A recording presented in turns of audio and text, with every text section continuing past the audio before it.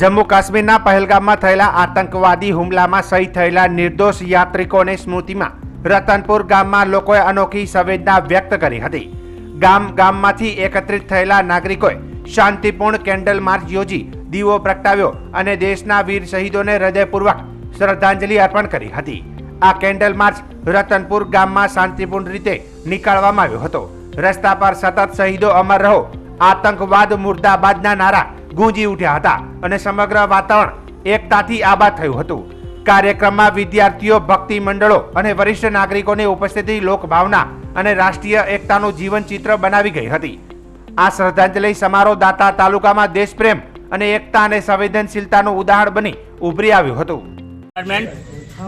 રાવલ અંબાલાલ રતનપુર ગામથી અને હું ત્યાં પહેલગામમાં રહીને આવ્યો છું અને ત્યાં મને એટલું બધું દુઃખ થયું કે આવા નિર્દોષ માણસોને એમ કે હિન્દુ તત્વના કારણે મારવામાં આવે તો આપણો જોશ ઊભો થવો જોઈએ।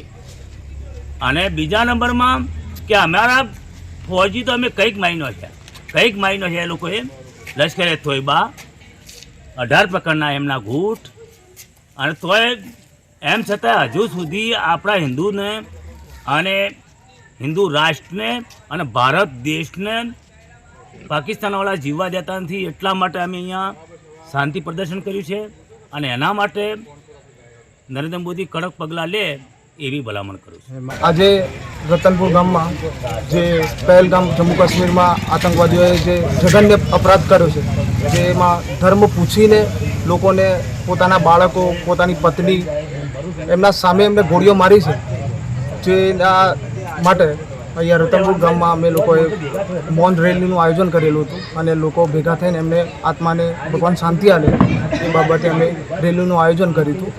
તો શ્રદ્ધાંજલિ અર્પણ કરીએ છીએ અમે લોકો, ભગવાન એમના આત્માને શાંતિ આપે।